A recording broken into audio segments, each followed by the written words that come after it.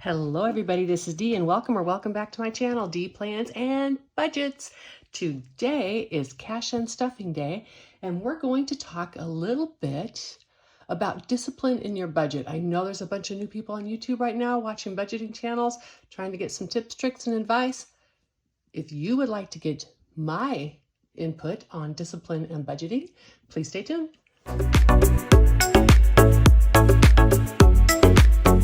So we are going to be unstuffing my variable spending or cash spending and my sinking funds binder. And the reason I thought it would be a good idea to talk a little bit about discipline and budgeting is because of the fact I have just two categories I spent out of in both of these.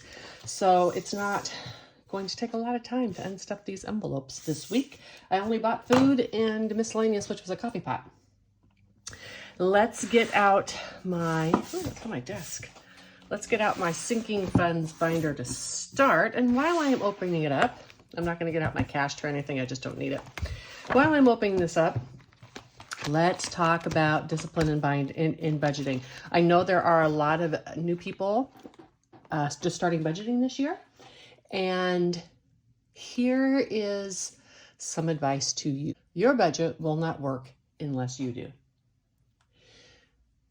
What I mean by that is it is not the setting up of binders and the separating into categories and putting cash in envelopes or just the act of using cash or going back to the bank or even just the act of planning.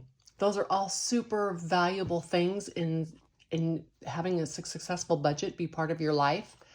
However, none of those things on their own are going to work unless you work your budget. Let's talk a little bit about pre-planning. It's so important to sit down at the beginning of the month and plan what your bills are, when you're going to pay them, what checks they're going to come out of, how much you're going to have for groceries and spending, how much you're going to have to pay off debt and for sinking funds and those type of things.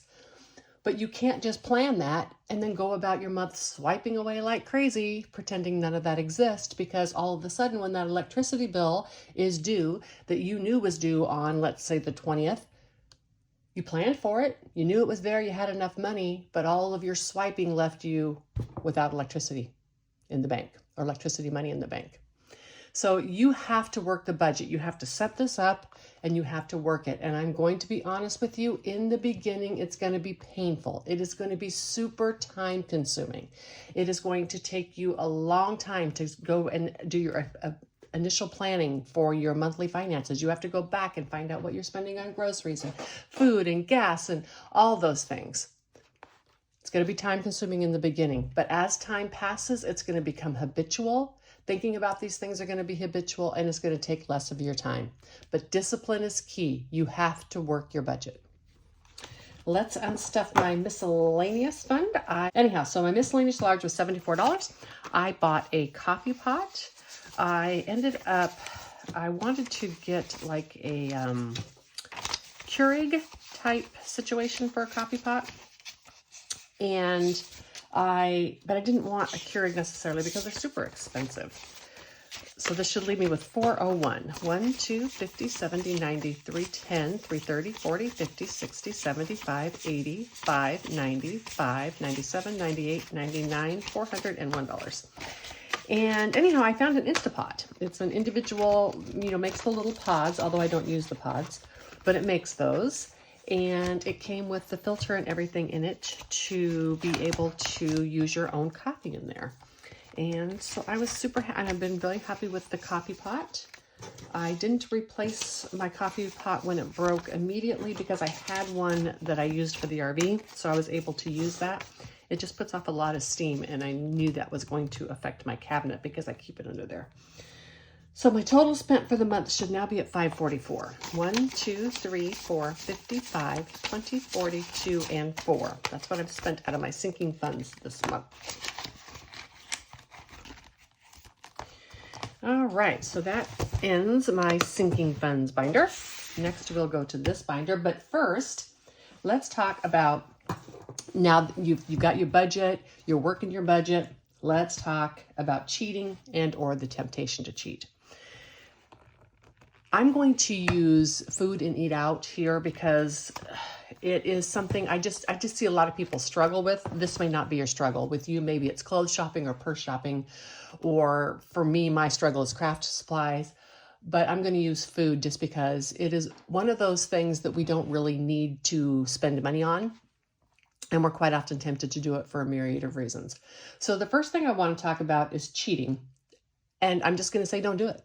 Just tell yourself, at least for the first couple of months, that I'm not going to cheat. And what that means is you set up your budget. Everything's good. And I'm going to use eating out. Like I said, just as an example, you gave yourself $50 a month to eat out, or a week to eat out. Monday, you spend that $50. Tuesday comes and you don't feel like cooking. So you're like, I got extra money in gas. I'm just going to take the $50 out of there. That's cheating, right? You should not borrow money from categories unless it is an emergency. An emergency would be if you did not have any food in your house, then you could take money out of your gas category if it was extra. An emergency is not stopping at Subway on the way home. And I know this sounds harsh, and it is harsh, but you have to give your budget a chance to work, and you have to not cheat. Otherwise, just throw the whole thing out the door, because that's what you will end up doing. So give yourself a period of time and tell yourself you are not going to cheat. If you are finding that you are either actually cheating or being super tempted to cheat in a certain category, and again, I'm going to use eat out, then really look at your budget and make sure that it was attainable. But I'm going to tell you, I'm going to have you look at two budgets. The first budget you're going to look at is simply your cash budget in the terms of eating out, right? So let's say that you used to eat out 7 days a week and you did your new budget and you wanted to pay off debt and or save for emergency or a vacation or whatever. And so you said to yourself, I can eat out only one time a week. I'm going to make that happen. Maybe the budget that you set up was not attainable. And I'm going to tell you, unless you don't have enough money, if you're going into debt, for instance, to fund a category that's not necessarily, do not do it. But if you have money in other categories, like you were saving for a vacation or emergency fund, but you're finding you're constantly tempted to cheat, look at the budget, maybe adjust it. It probably is not attainable. The other area that you need to look at in your budget is going to be your time budget. This is true for many of our spending categories. A lot of times when we are over in our food or eat out budget, it's not because we were just craving panda, right? We just didn't feel like cooking. So look at that time budget. Are there ways that you can make up for time in your budget? Can you pre-cook meals? Can you be satisfied with a bologna sandwich or a bowl of cereal for dinner? Look at that time budget and find out what it is. Both of those things have to be attainable for your budget to work. But people, I'm here to tell you, if you're going to give it a chance, it's going to be a little painful at first, and part of that pain is going to come in not cheating. Okay, let's do our food, or I should say my, I don't know why I say our. You're joining me, so I say our, but it's actually my food budget. And I spent $78. Oh my gosh, 3 times walking to the store cost 25 bucks. I barely bought anything. I am dreading going to the store because I need eggs. Oh, let's see, 165. Well, let's just do it this way. I'll find out what it is. 50, 75, 76, 77, and 78. Leaves me with 20, 40, 50, 60, 70, 80, 2, 4, 5, 6, 7, $87. That's not very much. I usually have a lot of money left over in my food category. Yikes. And now for my total spent for the month in my variable category, I should have $374 that I have spent.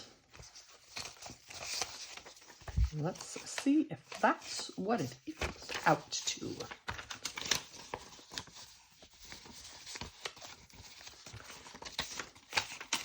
$374. For those of you that are new to the channel, I keep this money back here that I've spent just until the end of the month, and I clear it out. And that is specifically so that I have the chance every time I de-stuff to go through and realize this is real money and I've spent it. Even though I put it on my credit card and I pay it back, it's still real money. It's not just digits, it's real money. $374. 1, 52, 20, 40, 60, 80, 93, 10, 20, 30, 45, 55, 65, 67, 69, 71, 2, 3, and 4. So I balance. So now, the next good things take time. This is true of budgeting. When you first start budgeting, it's going to feel like a diet, right? It's going to be hard. It is going to be really, really hard. You're going to want to cheat all the time. You're going to feel like you're deprived and that life is not worth living. You're not going to see immediate impact of your budget. It's not like you're going to budget for 1 month and you're going to be debt free. It's going to be painful and it's going to be hard. But I am here to tell you it is going to get easier. Eventually, you are going to work your budget to a point that it becomes habitual.